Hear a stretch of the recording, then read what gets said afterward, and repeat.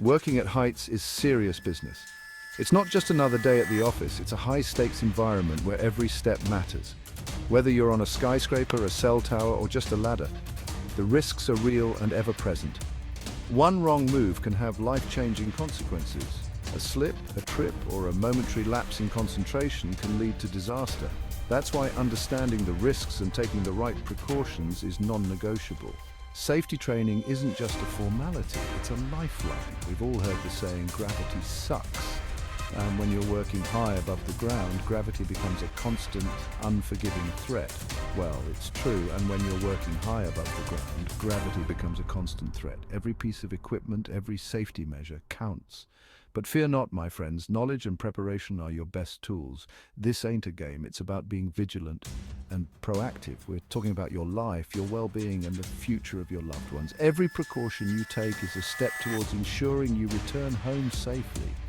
Your ability to go home to your loved ones at the end of the day is priceless. It's the ultimate goal of every workday, so let's dive in and learn how to stay safe up there. Together, we can make sure that every day ends with everyone safe and sound. Working at heights comes with a unique set of dangers and challenges. It's not just about falling, it's about the potential for dropped objects, equipment malfunctions, and even the weather turning on you unexpectedly.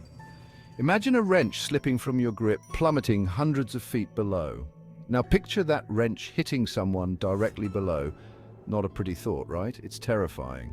Then there's the risk of falls themselves, which are always present. Slips, trips, faulty equipment, all can send you over the edge in an instant without warning. And the higher you go, the harder and more dangerous the fall. The point is, complacency kills and can be deadly. We need to respect the risks and stay vigilant every single minute we're off the ground.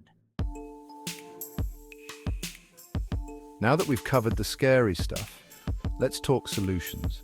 It's time to shift our focus from the dangers to the proactive steps we can take to ensure our safety and the safety of those around us. The good news is we've got the tools and technology to mitigate these risks and keep ourselves safe. From state-of-the-art safety gear to innovative protective equipment, we are well equipped to handle the challenges. Harnesses, lanyards, guardrails, safety nets, these aren't just suggestions, folks, they're lifesavers. Each piece of equipment is designed with your safety in mind, providing a crucial line of defense against potential hazard. Think of them like the seatbelt in your truck. Wouldn't leave the driveway without it, would you? Just as you wouldn't drive without buckling up, you shouldn't start your workday without ensuring your safety gear is in place and properly secured. Training is key. It's not enough to have the right equipment. You need to know how to use it effectively. Knowing how to use your equipment properly, understanding the correct procedures for donning and adjusting your gear, how to inspect it for wear and tear, and recognizing the signs of damage or fatigue in your equipment, how to react in an emergency. These are skills that can mean the difference between life and death. Regular drills and practice sessions can help reinforce these critical skills. Remember, safety isn't just about you. It's a collective responsibility. It's about your co-workers, the people below you, everyone on that job site. By working together and looking out for one another, we create a safer environment for all. I've met a lot of folks in my time, and I've heard my share of stories. Each one carries a lesson.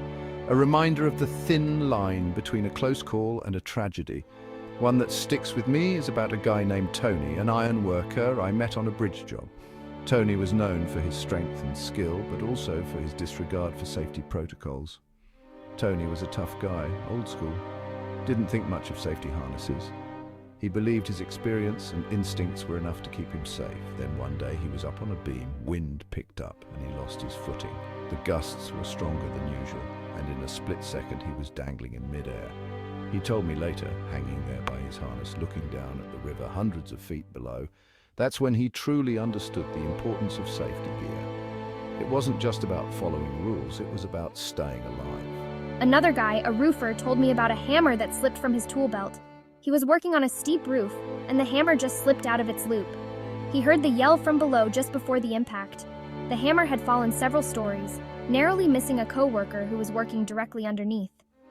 Thankfully, no one was seriously hurt, but it was a wake-up call. It made him realize how a small oversight could lead to a major accident.